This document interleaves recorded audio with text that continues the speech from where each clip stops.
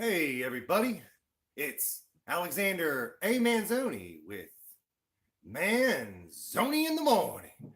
All right. How's everybody doing today?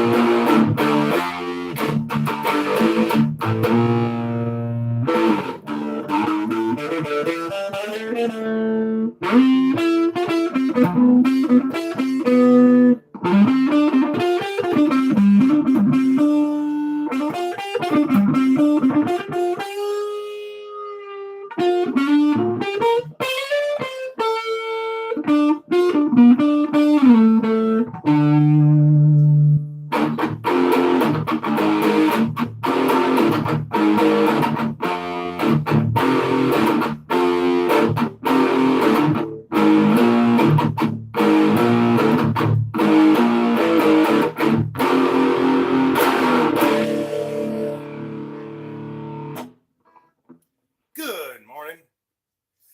It's been a while since I've gone live. All that election business really fucked with my head, you know.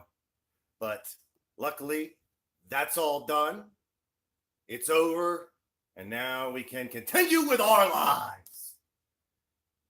Isn't that nice?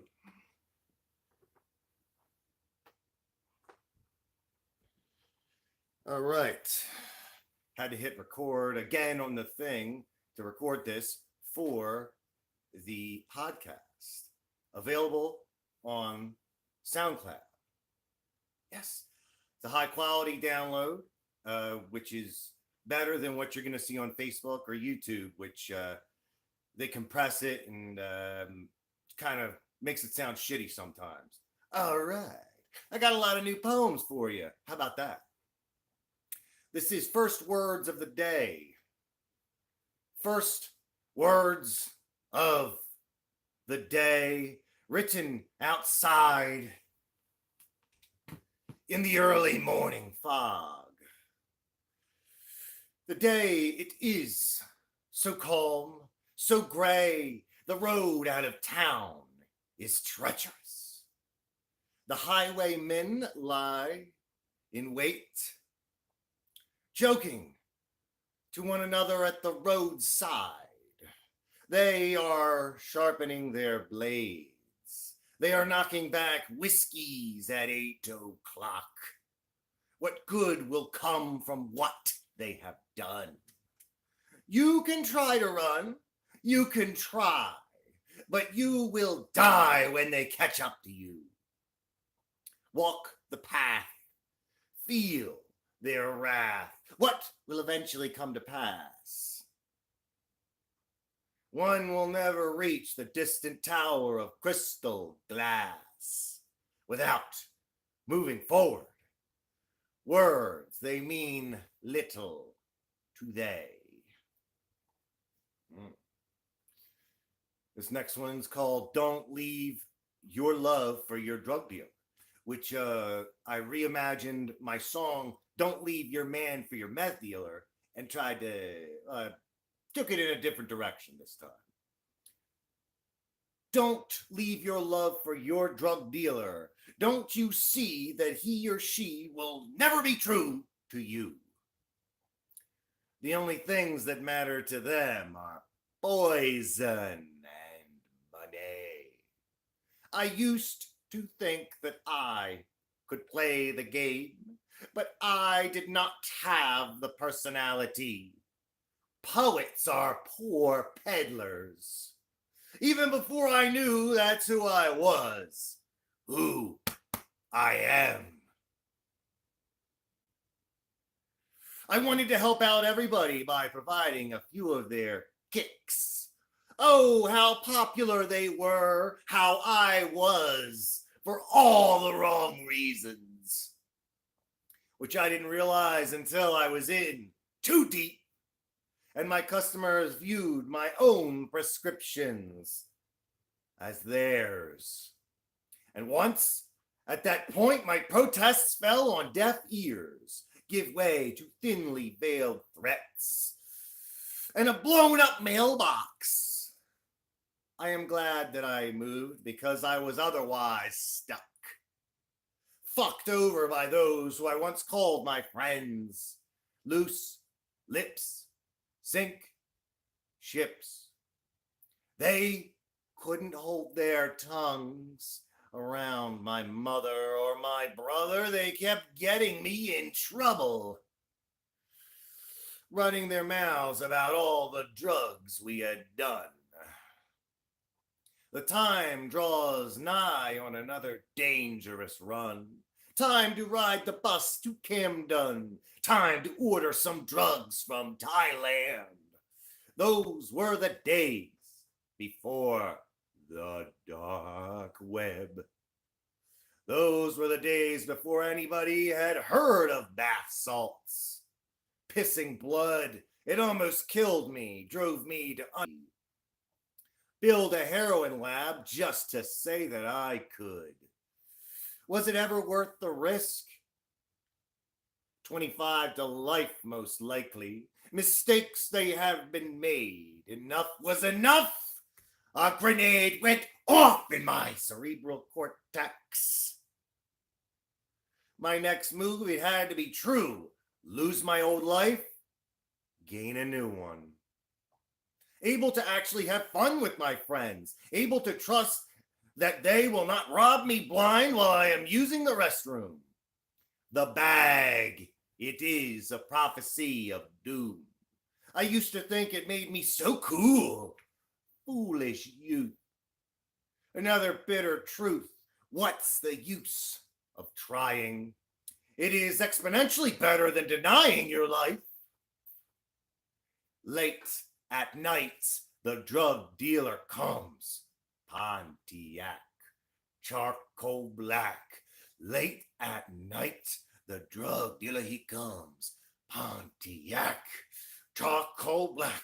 Late at night, the drug dealer comes. Pontiac, charcoal black. He's coming with what shall attack your veins and brain, all under the guise of killing your pain. So don't leave your love for your drug dealer. The message itself could not be clearer. The answer, it will appear to you once you've had enough.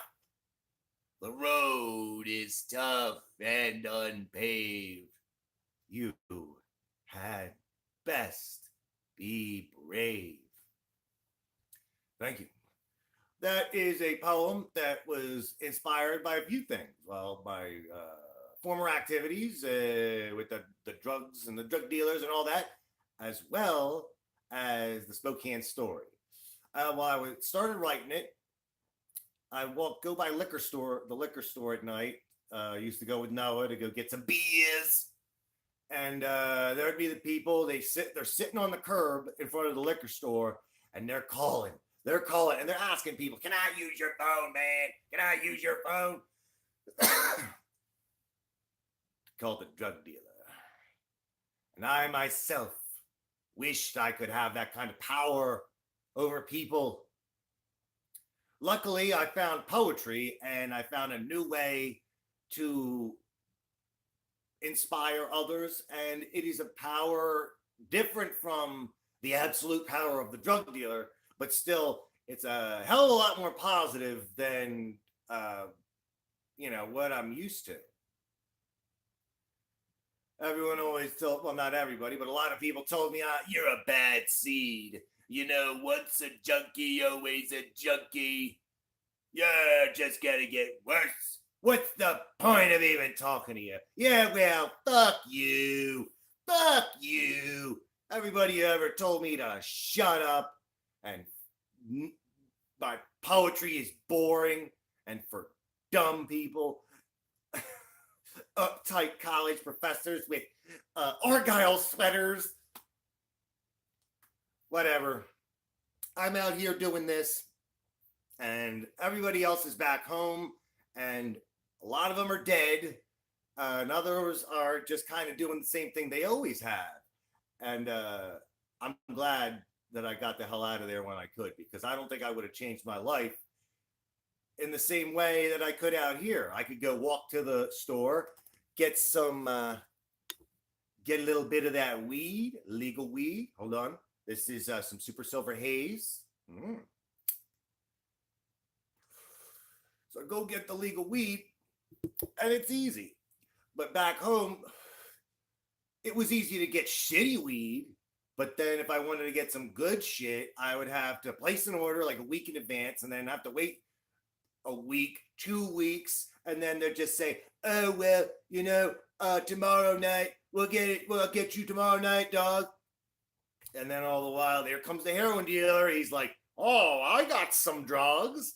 Oh, I got a little bit of crack here, too. And I say, well, I can't get the fucking weed. I got some money. Might as well get some fucking crack and heroin and do a little speedball. And then people will be like, Alex, you were up all night, locked in the bathroom, singing to yourself. Luckily, the only time I sing or talk to myself now is when I'm on this thing. Hi. Live video, it provides a rush. That is nice. Not quite the same thing as the stage, but it is quite powerful. Here's another poem. It's called Sickened. The inside of my body feels like it has been scraped with steel wool. Sickened have I been at multiple levels. Sickened, worn down, but still getting around town. Around the inner workings of my brain. Where is that blood coming from?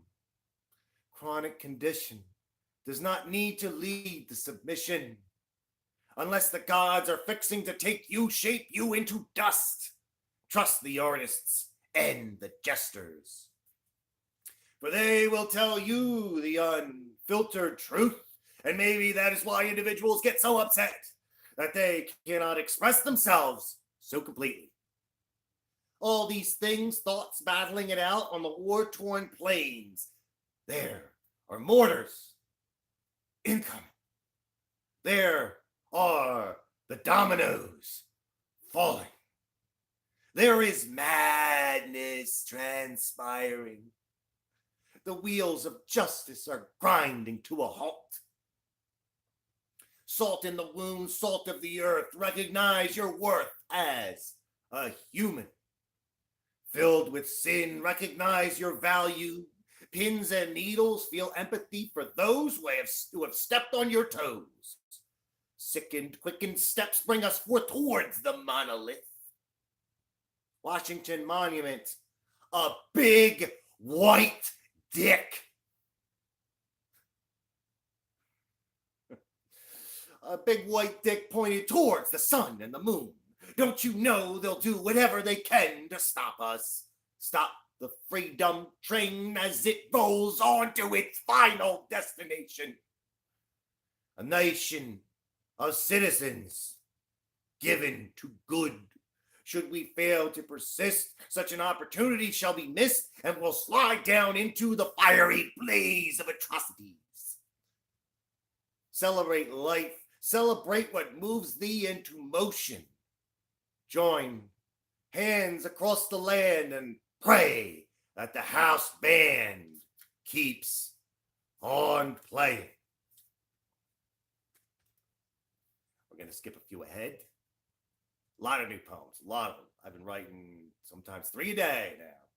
Here's Election Blues. Record turnout, it still wasn't enough. Did you think it would be easy? Easy beating these sleazy bastards. The blue wave was more of a stream. We must all still dream. The economy is in the green, they tell me. These dirty politics stick to my shoes. Election blues. Open the flue before you start that fire in the hearth. Was it worth all the energy? It has to be. These election blues have filled me. We are a chaotic asteroid flung through the infinite void, playing with broken toys, while our boys fight it out in the Middle East. Our feast is interrupted by a swarm of crazy uncles with red on their sleeves. They refuse to leave the table until their presence is made known. To our collective groans, a porn star moans in the next room. She must be meeting with Republican politicians. The statistician proved useless to the toothless hound dog. We're wading through a sewage-filled bog.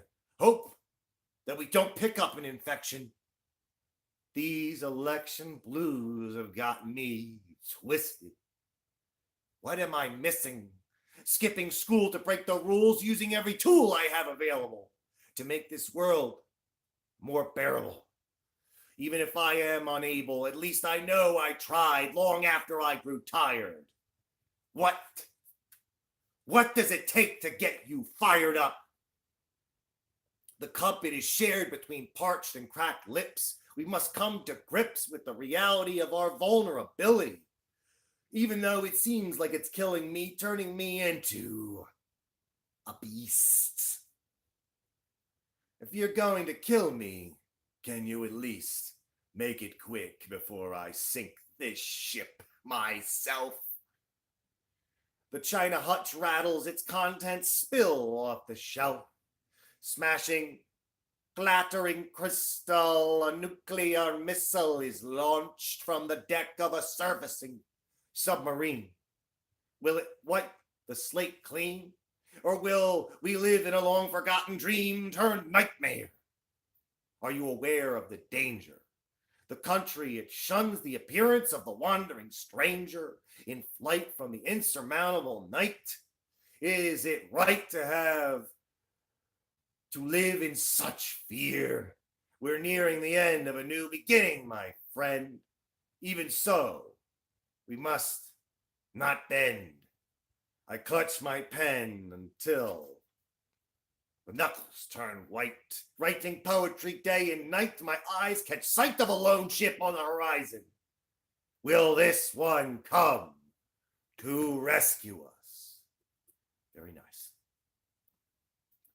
Well, at least the election turned out better than I thought. A lot of Democrats picked up seats in the House. Very good, very good. It's the election that keeps on giving. Now let's do a little bit of the Spokane story. When we left off, Pete and Eddie were over at Casey Digit's house, hiding from the cops. And when the cops were like rolling around outside, they hid in the bathroom and shot up a whole bunch of meth. So here's them coming out of the bathroom. 25 minutes and 37 seconds later, guys, said Casey, I think it's cool to come out. There was some banging around. It sounded as if someone had become entangled on a shower curtain and tripped over the tub. Actually, that was a pretty accurate description of what happened. Hey, said Casey, now somewhat disconcerted. The fuck you assholes doing in there? This ain't a goddamn playground. The door unlocked and swung open. Pete and Eddie emerged red-faced and wired from fresh shots of crystal. As they left the room, Casey looked in and saw muddy footprints and spatters of coagulated blood all over the tiled floor and on the side of the tub. Seriously? Asked Casey. And that is why I haven't been getting much sleep, said Eddie to Pete, gesticulating with his hands much more than was normal or ever was necessary. They returned to the living room and sat down on the couch, sandwiching Trish in between themselves. Casey remained in the bathroom in a state of damage control. I wouldn't be getting much sleep lately, not that I ever do, replied a matter-of-factly Pete, his words a little more swollen than usual, his mouth dry and sticking together between syllables. At least not lately. I'm telling you, man, it's fucked up. There's a lot of traffic back there. I'll bet. I'm not joking, said Eddie. Where's that? Asked Trish. She disdainfully rolled her eyes. Under the bridge, said Eddie. The one over by Trent and Hamilton. Oh, yeah, said Trish. By the Mission. I banged a guy back there one time. I bet you have, thought Pete and Eddie simultaneously. Every time I get to sleep, continued Eddie, some other dick factory with a backpack comes back there, stumbling around trying to make camp, scraping a pillow, asking me for rolling papers. It's a pain in the goddamn balls. You know, I'd let you stay at the old man's, but there isn't exactly much room in the camper as it is, said Pete. Yeah, and I'd have your goddamn cat, Hitler, crawling up my ass from dusk till dawn in that motherfucker. What? Asked Trish with an arched, penciled-in eyebrow. That's Pete's dad's new cat's name, said Pete, said Eddie, pointing his index finger at Pete. Oh, I get it now. Hey, Ed, Pete said. I know you probably heard this already, but have you gotten word about that guy going around Spokane and like beating up homeless people within an inch of their lives? Yeah, excitedly said Ed, getting a little tongue-tied with his words. I saw that guy that got hit last week when I was chilling over in the day room at the HOC. He got fucked up pretty bad. His head's all wrapped up like a newborn baby. He got a patch over one of his eyes, too. More likely than not, he's going to be blind in it.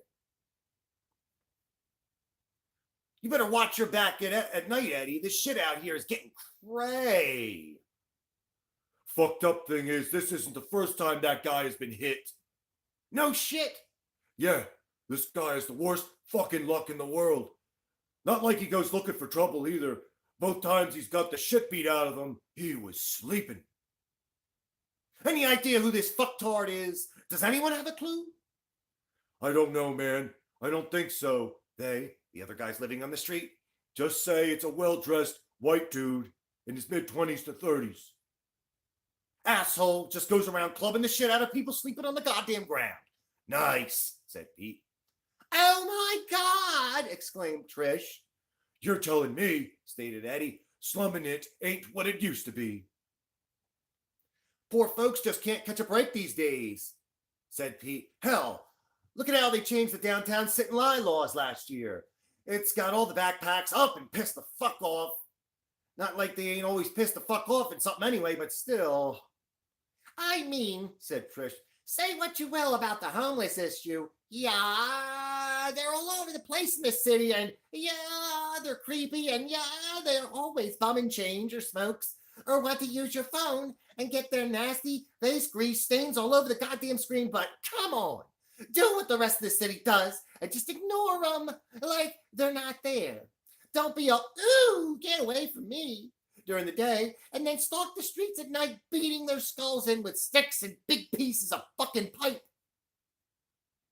And that is exactly what I'm saying, yo, said Eddie. That's exactly what I'm saying. I mean, yeah, I am technically homeless, but do I consider myself a bum?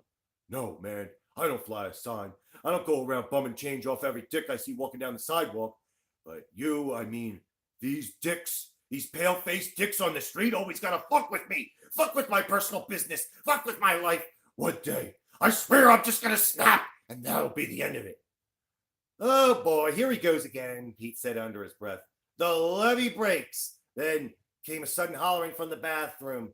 What's all this goddamn shit on my tub, boys? And we'll leave it off there. Do a little bit of this. One more poem.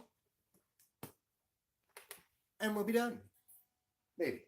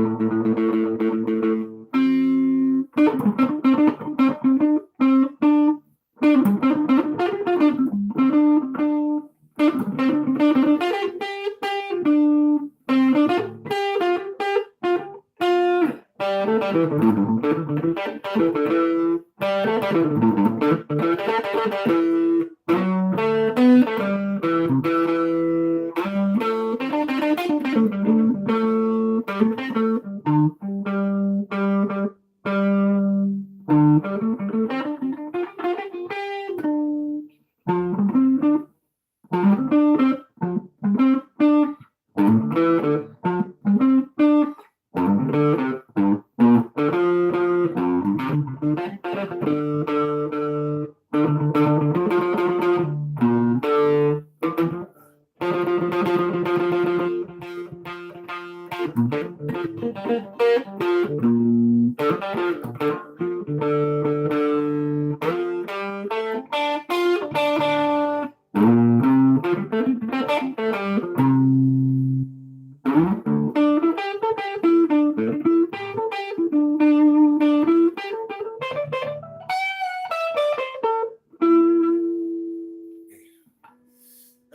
need to get a new guitar. This one won't stay in tune, but I've been practicing a lot, beating the shit out of this fucking thing. Poetry is just one facet of the way I express these, what I call unnameable feelings that are churning inside of me every day as a result of the manic depression.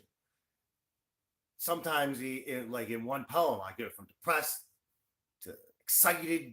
Let's call it excited, back to depressed. It's just boom, boom, boom, boom, boom. The psychiatrist told me I had mixed mania back when I was like 13, 14 years old, which makes sense. That's the type of bipolar disorder where the states change rapidly. And it's kind of unpredictable. I call it unpredictably predictable, in that I know it will be unpredictable and a pain in the fucking ass. But I am persisting, and I'm going to keep doing this. And I'm going to kick as much ass as possible. Boom! 7 skulls and 7 sevens. 7 skulls are split and tossed down from the peak of the snow-capped mountain. 7 skulls split cascade down the granite backdrop, trailing spilled blood behind in their wake. The headsman up top, he sharpens his axe and summons his next victim. An eagle, a familiar for a fiend, watches glaring at the headsman, observing his every activity. What can possibly be done to save them? They're marching up to the bloody pulpit and they're praying for a pardon. None shall be issued forth today. The eagle bears down on a black rat nibbling on the leftovers. Bodies piled up in the backs of wooden donkey carts. Their heads were all separated and hurled below where the air is much thicker and the wine grapes grow sweeter. Sweeter still now that the earth has been provided or sacrificed. The soil, it is thirsty for lives and hungry for vengeance, less so for justice. When the rains come, they will wash the entirety of this blood away. But with the rains come the floods, and that is a whole nother situation. Right there, for now, we sit in the audience waiting for our names to be called, hoping that it never happens. I check my number and hope that it never comes. 7, 7, 7, 7, 7, 7, 7, 7 sevens. Where are we at now? Now serving. The clerk, the old gargoyle, will not answer. Instead, it unveils a crossbow loaded and ready, points it at the sky and fires. Moments later, the eagle falls, and the clerk suddenly calls my number. 7 sevens. I thought it was lucky. Never put too much faith in numerology. What do numbers mean, except how to bank and to run machines? Not that I had much time to think about it as I took those last steps up towards the chopping block. The wind picked up. The crowd grew silent. Crescendo! Quiet. I was on top of the world for a mere moment. After that, though, it was all downhill from there. Thank you very much. This has been Manzoni in the morning. Yeah, yeah.